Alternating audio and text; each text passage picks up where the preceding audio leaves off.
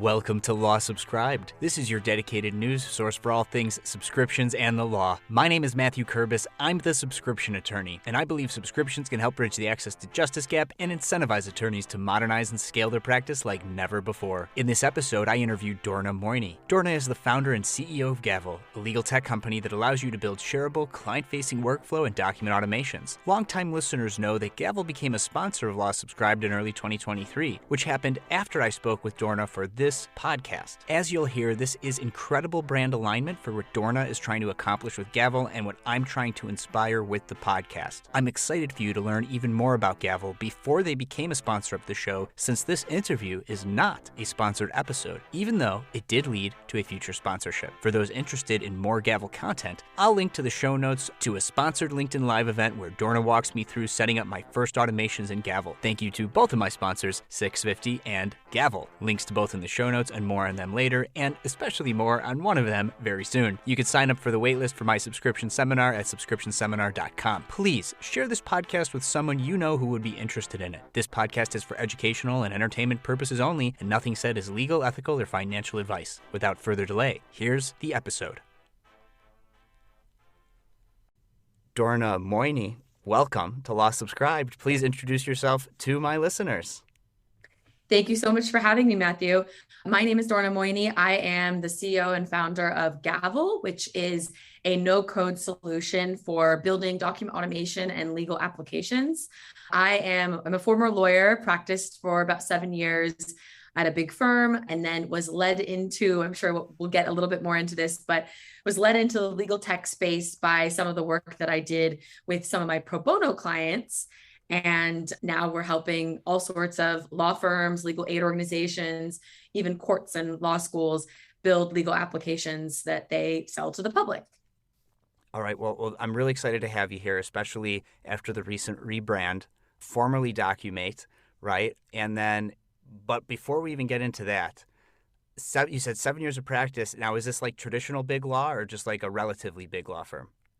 Yeah, so I worked at two firms. I worked at Shepherd Mullen and Sidley Austin. And so traditional big law, I did employment law. So I got a ton of really great experience early on, got to second chair trials, first chair arbitrations.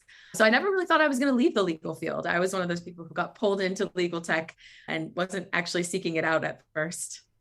Interesting. So I'm assuming, though correct me if I'm wrong, you were billing hours at the time that you were working in big law. Definitely billing hours. And my perspective has changed on this quite significantly, as I'm sure we'll get into. But when I first went into the firm, I was like, wow, people are willing to pay this much for 1 hour of my work. Obviously, it wasn't going to me, it was going to the firm. But I think that once I got into the software space, I realized that the concept of recurring revenue is actually even more amazing than the concept of, a huge billable hour rate. Yeah, and we will. This is what Law Subscribed is all about. So another maybe obvious question is, do you miss billing by the hour? Definitely not.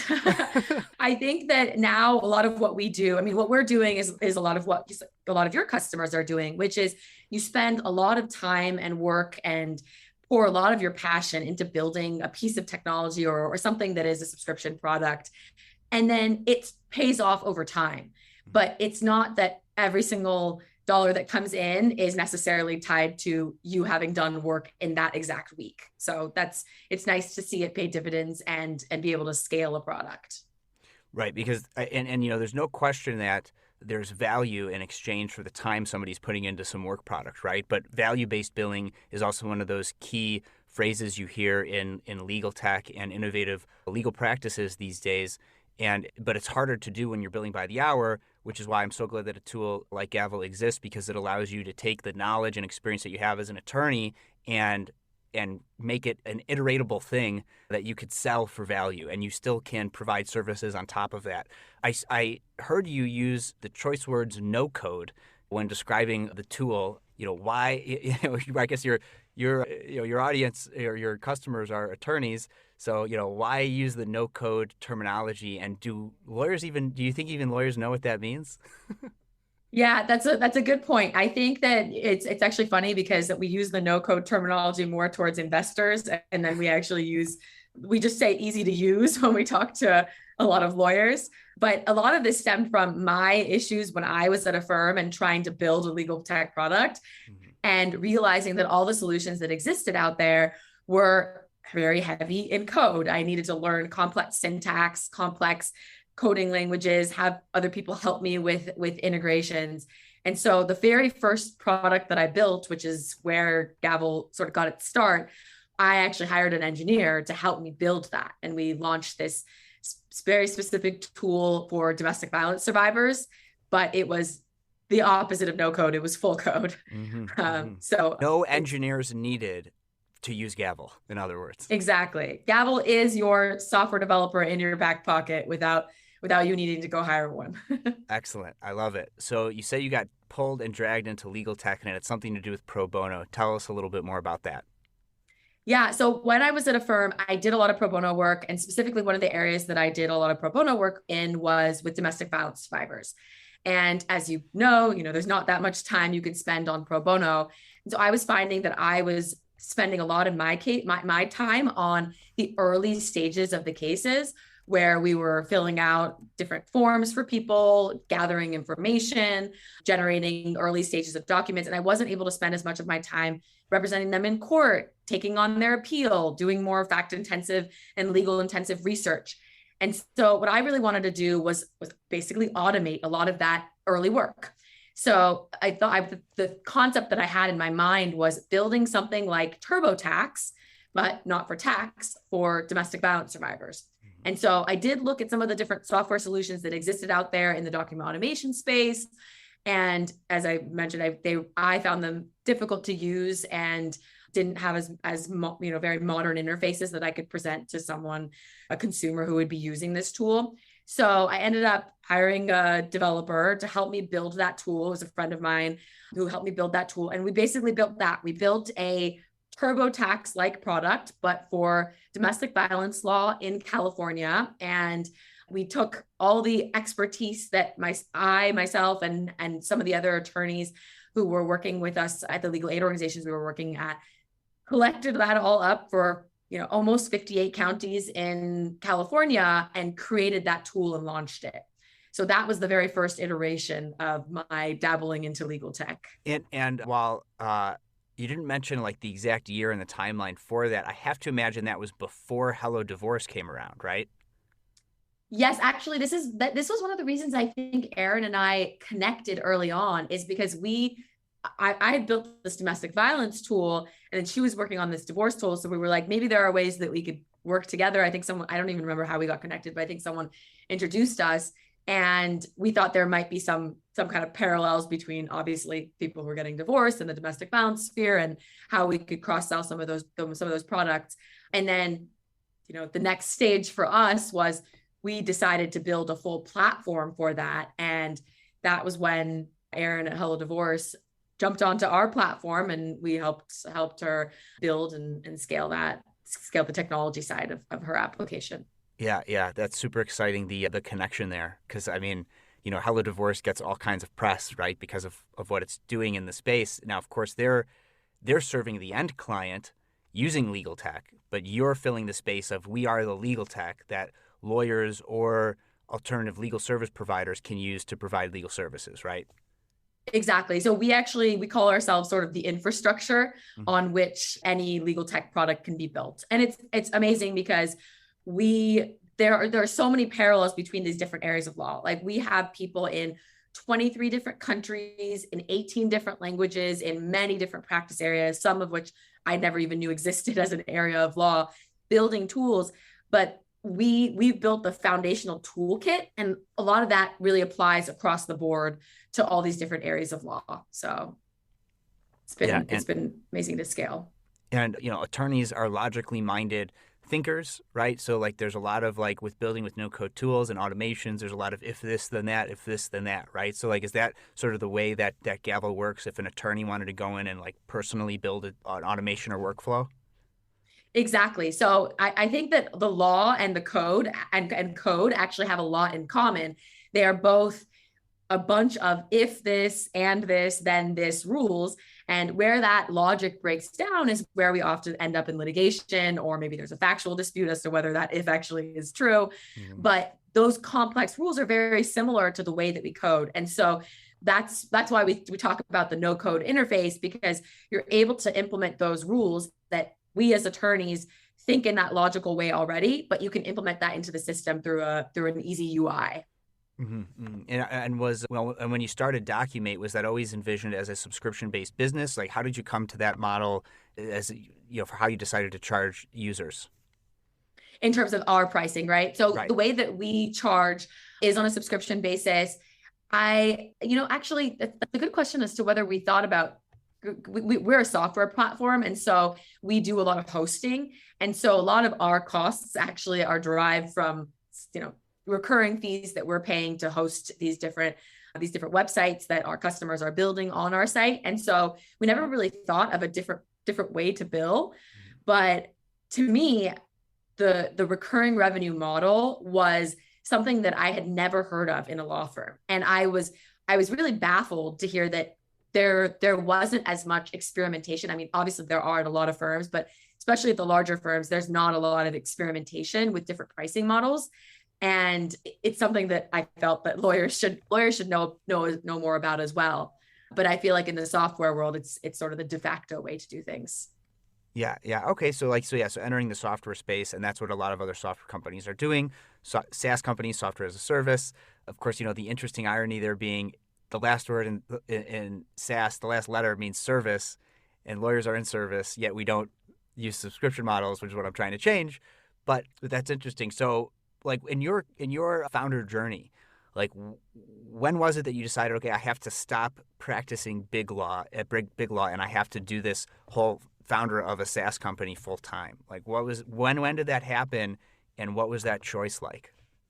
Yeah, so that happened when I was still working on this domestic violence tool, because we actually started to get a good amount of traction on the domestic violence tool on the consumer side. We had consumers who were using the tool to go through the restraining order process, and then we were connecting them to legal aid attorneys or to pro bono attorneys. And we actually got a little bit of press around the domestic violence tool, and we started getting all this inbound interest from other lawyers, not just from the consumer side, but from other lawyers. And what they were saying is, we want to build something like what you've built for domestic violence law in California, but for another area of law and a totally different jurisdiction. Mm-hmm. And so that for us was sort of our like aha moment of, okay, we actually, instead of going out and building all the content in which I'm not an expert, some of the stuff that people were asking us to build, I was like, I don't know anything about eviction law in Arkansas, for example. Instead of going out and building the content, we should build the platform, because if these lawyers who are the experts have a tech tool that gets them to really easily ramp up and build and launch these tools, that's gonna be what proliferates the taking legal online and helping lawyers really scale their practices into the middle class. Mm-hmm. I feel like I always say this in like two sentences of like, okay, then I left the big firm and I started a software company, and it was such an easy decision, but obviously it was a very tough decision. I was leaving a world where I was getting a very steady paycheck.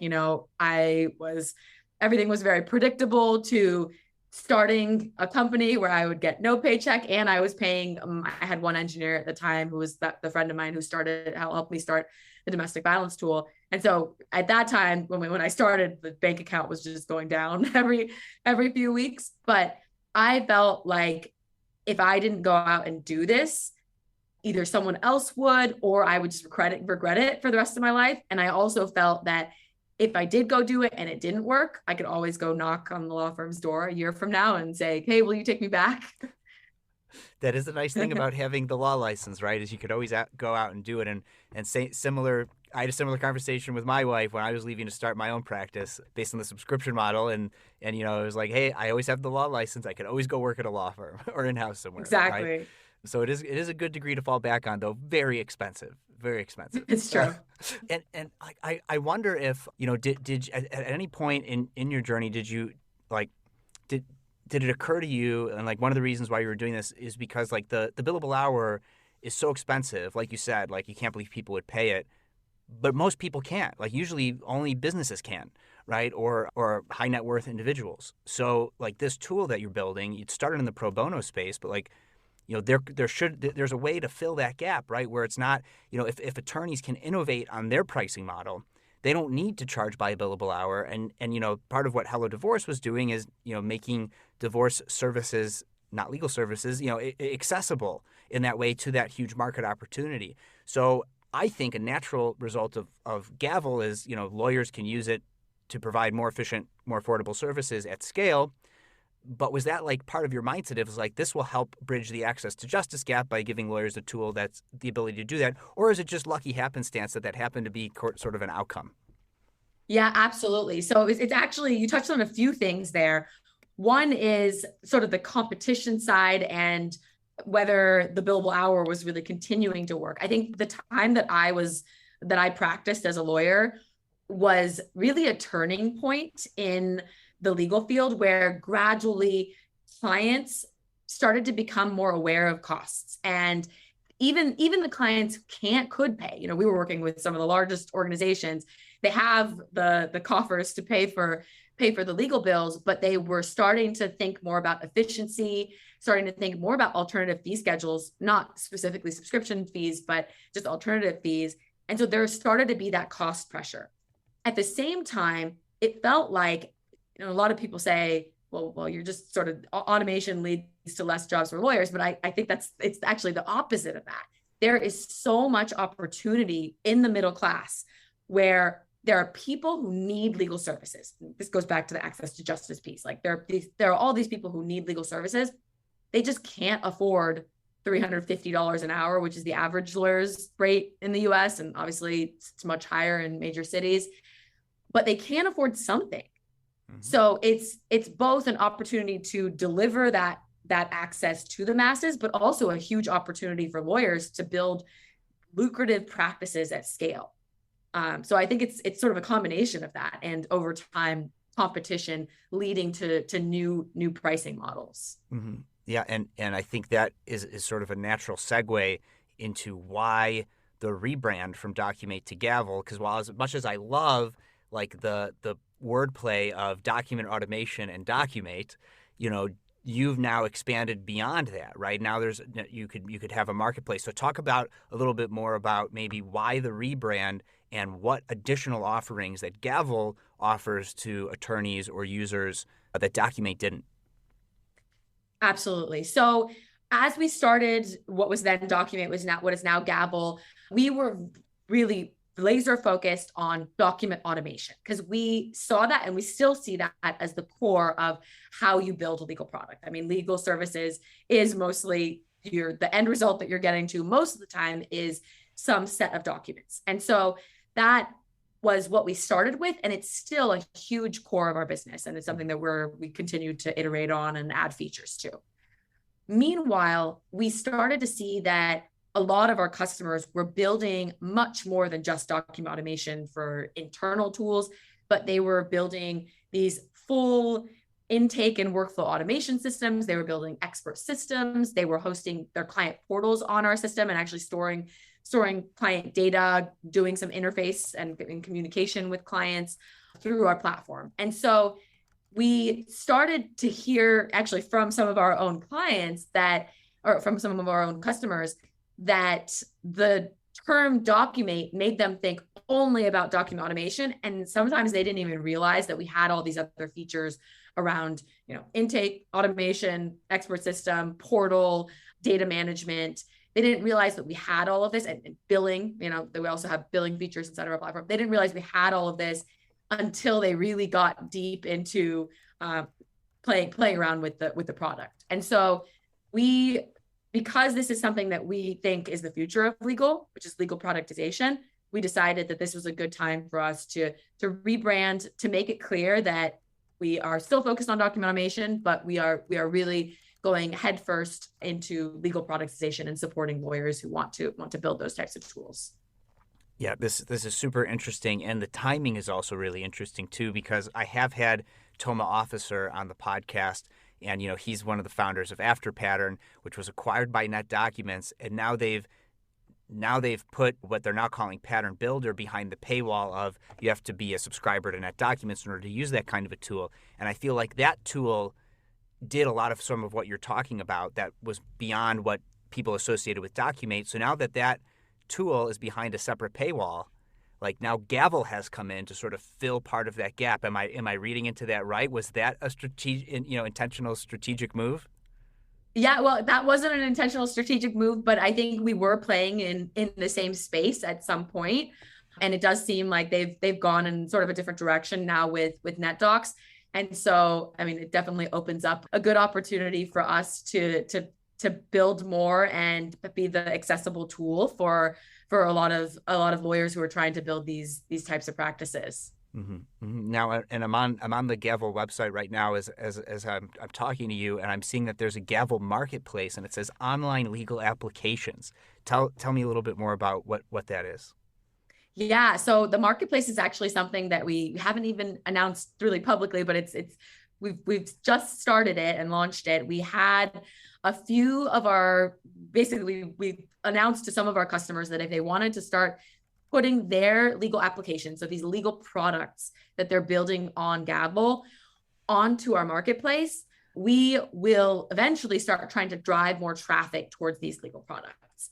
One of the things that we found was the most difficult part for a lot of our customers is actually getting the word out about what they built, because they have this amazing expertise. They build these incredible products on our platform, but some of them are amazing. Like you mentioned, Hello Divorce. There are a few other products like Landlord Legal, Just Tech, who are really out there and are great at social media, SEO, SEM. They can bring in their own business.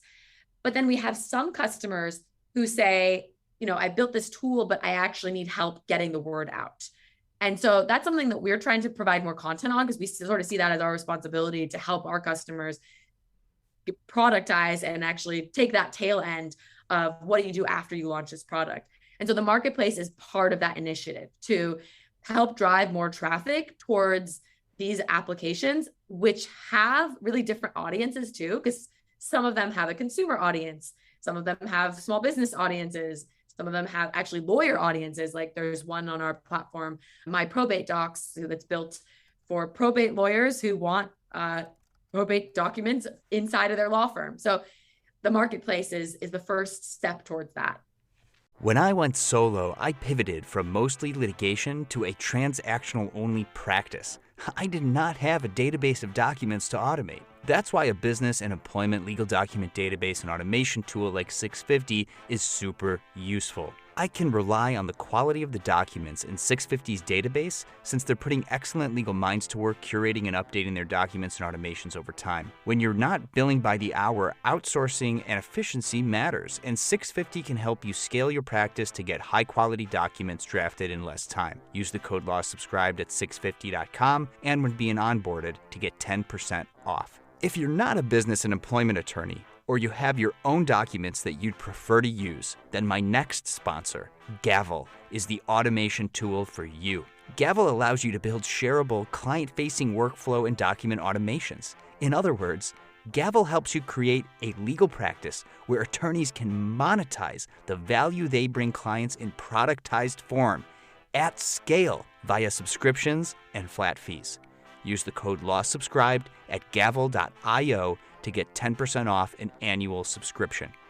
There's no one right way to automate and scale your practice, but with one or both of my sponsors, 650 and Gavel, you can take your subscription law firm to the next level. Links to both in the show notes. Now back to the show. It's kind of like a decentralized LegalZoom, right? Where you have lawyers building their own automations and their own legal products that then is in this marketplace where it's not just like a one centralized thing where like, okay, LegalZoom approves of these markets. It's like you're already building products on Gavel. You might as well be able to sell them to the open market. Absolutely. I completely agree. And I would add that, we sometimes say like you can build a product to compete with LegalZoom, but I also think that the consumers and businesses and legal consumers, not just consumers like individuals, but consumers of legal services who come onto that marketplace, they have a lot more trust in what they see on that marketplace than they do something they see on like LegalZoom or Rocket Lawyer, because we really try to highlight the attorney and who has actually built it, which is very different than a product that you find on LegalZoom because you have no idea who built it. Whereas when you go on to the Gavel marketplace, you see, okay, XYZ lawyer, this is their background, they have X number of years of experience. And I'm also a huge fan of hybrid services where you can do part of it through technology, but then if the attorney has provided that option, you can also connect with them for an additional, a few hours of assistance, advice, document review, whatever it may be. Right. It's unbundled legal services in a way, right? With it Exactly. Really, the unbundling really going as far as like just documents, which isn't really legal advice at all. It's just documents, which is why a business like LegalZoom can even exist. That's how we know it's allowed. And yeah. I like that a lot. Now I feel like I have to build something and sell it on the marketplace to get myself out there. It becomes another marketing, based on what you're telling me, it becomes another marketing opportunity as an attorney, where if you're going to be building something, I'm a big fan of multiple birds with one stone, right? So like multiple problems with one solution. So if I'm going to be building tools for my clients anyway, having the option to also sell it, which is also marketing, is just like it's ticking so many boxes at the same time. That at least you've convinced me, Dorna, that I got to get on. Yeah, completely. And I mean, I think you also touched on one of the other things that is the distinction between a tool that you might be building for lead generation versus a tool that you might be building for revenue generation. We have a lot of apps on that marketplace that are free. And some of those are from legal aid organizations. Some of them are from for-profit law firms they want to be the first brand you think of in whatever area of law, because once they've built that trust, then you're going to actually come to them for some of your more complex work down the line. So there's definitely an opportunity for marketing tools through legal applications. Yeah, it's really interesting. And I almost wonder if, there's a business model where if I'm a really good no-coder as a lawyer, but maybe I don't even like practicing law that much, I could just go on Gavel and make a bunch of different legal products and just sell them to lawyers and sell them to potential end users of the legal products, right? Is that something that somebody could do? Definitely. I mean, we could probably do a whole session on this, but there are so many of these tools out there that are like LegalZoom, but you probably never even have heard of, and they do little forms, and they make a ton of revenue just on like single forms that they've built and people use because they're searching for them often. So there's a huge opportunity there. And really, I see this is where the subscription model as an attorney could come into play really well, right? Because you're selling maybe potentially a one-off product, but you could also sell as part of your subscription access to these one-off products. Or if you subscribe at the higher level, or for a per analysis or individual advice fee, now you can come on and you could actually get legal advice on top of that document. So there's some nice overlap potential there with having a document marketplace like this. Definitely. Yeah, definitely. We're actually, some of the features that we're working on internally in our application right now that touch on what you're talking about is right now we have like single paywalls for each of the different workflows or legal applications that you build, but we're allowing people to actually start adding multiple paywalls within a single set of workflows, so that you could add in, X number of hours of legal services and it's sort of unbundled legal services still, but putting it into a more of a structured format. Mm-hmm, mm-hmm. You mentioned that some firms are using it for billing. And so how does that work? Like what you just said, like it's already built into the system, or they're building automations in Gavel that allow them to also bill their clients directly? How does that work? Yeah, so all of the billing that people do through our platform is associated with a specific workflow or a legal application. So the way that we define workflow is a set of questions that generates a set of documents. And so right now we have you could do flat fee billing, and then you could do some subscription billing, but we're enhancing the features for 3 types of billing. One would be flat fee, one would be subscription, and then the third, which we're also adding in, is per use. So for example, let's say you have, let's say something really basic like an employee offer letter workflow that you're providing to someone. You might charge them for each time that they run that workflow or that legal application. Yeah, no, I think the per use thing makes a lot of sense. I mean, some people's needs are fewer than other clients' needs too. So having that optionality, I think, is really important. That's why at my firm, for subscribers, I charge $50 a page as an optionality thing. Maybe somebody doesn't want bundled legal services of like 10 contracts a month or 10 projects a month. They just need a one-page contract every once in a while. But that's like the similar thing, but through your platform. So then for Gavel, with that, like does Gavel take a percentage of that, or does Gavel just get its monthly subscription fee, and that's the way that it works? Yeah, we just get our monthly subscription fee, and then pricing is, billing. You get to keep everything that you generate on the platform. Yeah, and you also do an annual subscription, not just monthly, right? Yes, yeah. So annual, you get 2 months off if you sign up for the annual subscription, but we wanted to keep the barrier to entry low. So there's a free trial period, and then you can also sign up month to month and cancel if you decide you don't like it, which we hope never happens. But we want to give you a shot without actually locking you into anything. Yeah, and I've come around recently, having my own subscription business, on making it really easy to unsubscribe and resubscribe, because as needs ebb and flow, and if it's easy to go off and come back on, then eventually you're just going to stay subscribed. That's what happened with me and Disney Plus. I just really wanted to watch The Mandalorian, and so I signed up for a free trial, and then I binge watched The Mandalorian, and then I had a kid, and it's like, well, I already have my account with Disney Plus. I might as well go sign up again, right? And so, but I found the same thing with my firm. Somebody uses me for 2 or 3 particular services. They can't imagine why they would need me again. They unsubscribe. Something else comes up in their life, and they resubscribe because, hey, Matthew was a great attorney last time. He's going to help me again. So in the same way, I build all these automations. I build all these tools. I unsubscribe. I really miss all the efficiencies that I used to have at Gavel. I'm going to have to resubscribe, right? So like sometimes making it easy to unsubscribe and resubscribe can be like a sales tool. It's how you offboard and allow for re-onboarding. I think that's an important thing. But sorry to blab. You're the guest, so let's get back to that. I do just have to commend Gavel, though, you and Gavel, on the decision to make it so attorneys can sell in the marketplace, and that as long as they're paying their monthly fee, like that is a massive incentive, in my opinion, to use that feature. Right? Because like if I could make 100% of, well, not 100% because there's processing fees and stuff, right? But like if those processing fees are just for the processing of it, there's massive, opportunity to generate revenue from that kind of a marketplace on top of just the way that you're already making money as an attorney. So kudos to you. Yeah, absolutely. I think it also gives a lot of room for experimentation for our customers. We have, talking about pricing, we have a lot of customers who test out certain pricing and then, go down and go up and then really calibrate on what's the right pricing level for them. And so we're there to provide guidance, but we don't take a cut of any of that.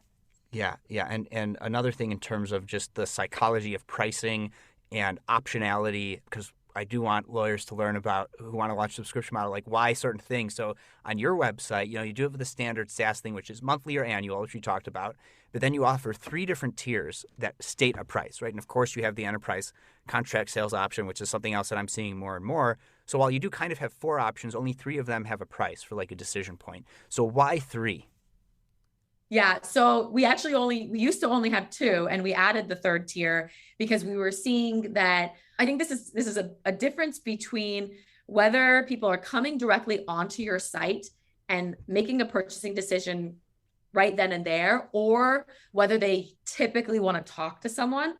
And so originally we just had the light and standard tiers. We recently added a team tier because we were finding that there were a lot of people who were getting on a call just because they wanted more features, but they actually didn't need to get on a call. They would have preferred to click the button, test it out, figure out if they like it, and really move forward as they wanted to. And of course, our team is here. We have a really great customer support team who can help if they need it, but they didn't need to be on the sales call. So the customers that we have with the stated price and who sign up on this under the stated price, they typically don't need a lot of hand holding. They might get on a demo, maybe get on a support call every once in a while if they have something specific they want to do, but they really want to take the matters into their own hands, and they don't really want to talk to the software provider. So that's where we have tried to segment our different tiers. Okay, interesting. And you have a lot of descriptions on the website, and it's gavel.io, link in the show notes, et cetera. But I wonder, though, something that I've seen with some other sort of document automation platforms that are out there is, sometimes it comes with documents, sometimes it doesn't. So yours is obviously practice area agnostic. You went into that, in the beginning. But if I'm a brand new solo, like if I just graduated from law school and I don't have any documents, like is Gavel a good place that I could go to start out, or do you have documents there, or can I hire or pay someone at Gavel to build out documents for me? Like, how does that work if I'm new and I don't have any documents to bring to the table?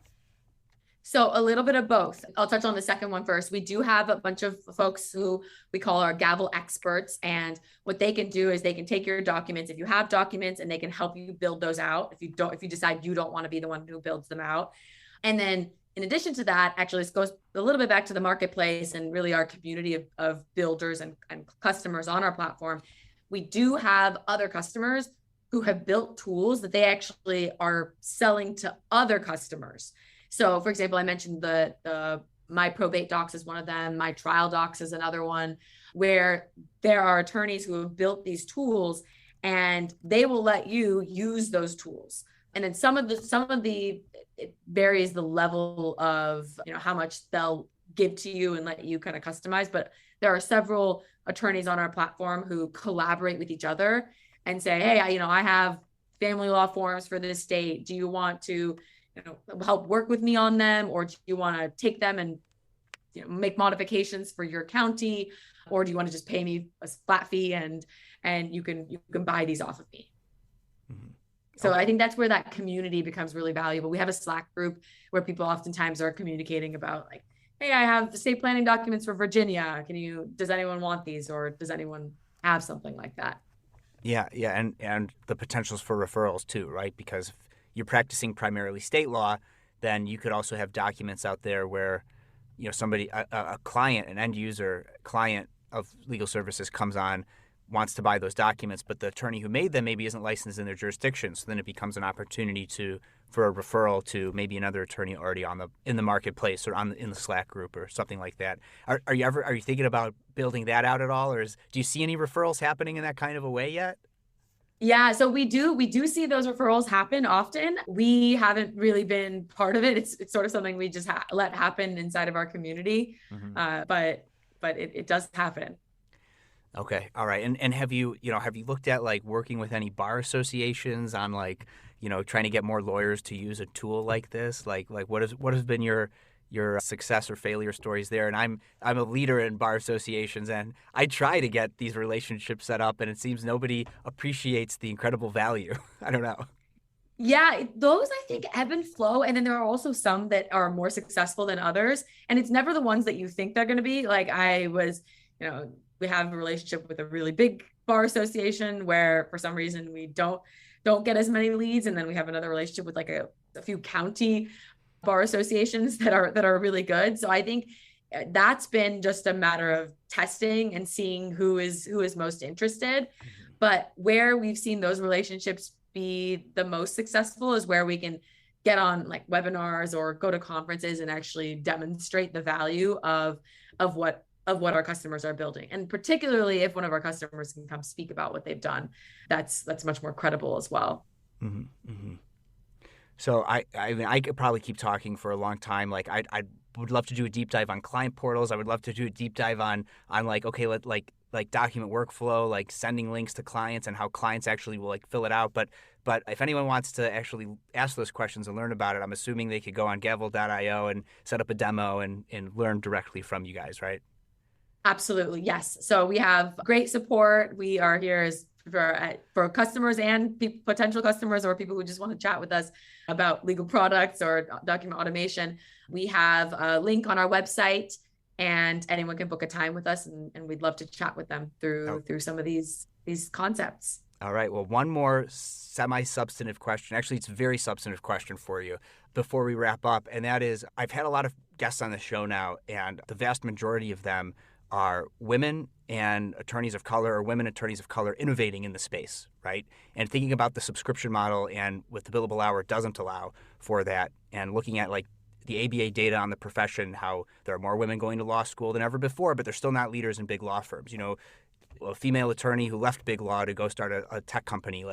In what way do you see the future of the profession going with this type of technology, with alternative fee arrangements that's going to help make the profession better for basically attorneys who don't look like me? What's your perspective, on that, and why as a profession, do we need to make this kind of a change? Yeah, I mean, I we were talking before the show. I have a almost 2-year-old, and before having a child, I think my life was, I mean, I still, Gavel is very much my baby, and I spend a lot of my time on it. But I really spent 24/7 on working nonstop before I had a child. And I think that a lot of what the profession needs is a little bit more, the traditional way that the profession is practiced is a little bit more balance between how many hours you bill and where you spend your time in a smart way to create value. And so I think these types of businesses, being able to build a business that you can pour your heart and soul and passion into, but you are able to build something that continues to build on itself, and where you can involve more people on your team and scale it out. That is, from a lifestyle perspective, very much is inclusive and allows more people, especially, folks who want to spend more time with their families, whether it's women or men, to really be more successful in their careers and happy at the same time. Yeah. So if I could even just summarize that excellent statement, you're a lot happier no longer billing your hours and instead having a subscription business. Definitely. All right. We're not going to get better Confirmed. than that. Yes. My last question for you, Dorna, is a hot dog a sandwich, and why? Oh, wow. Curveball here. Yes, I would say it is. It is a sandwich because, I mean, you call a tartine a sandwich, right? So I was thinking, maybe does the bread need to be separated? The bread sort of separates as you're eating it. So yeah, 2 pieces of bread with something in the middle. I would say it's a sandwich. All right. Do we have a case on this? Not yet, but I'm building one. Special episode coming in the near future with just everyone's answers to this question. Amazing. I'm staying tuned for that one. So we already mentioned the website, but if somebody wants to reach out to you, social media platforms, where's the best place to find you? Yeah, I'm on LinkedIn. That's probably the one I use the most. I'm on Twitter. Dorna Moini is my handle on all of these. And you can also watch our YouTube page, which is youtube.com/Gavel. And that also has a lot of videos that we do, like webinars and things that we do.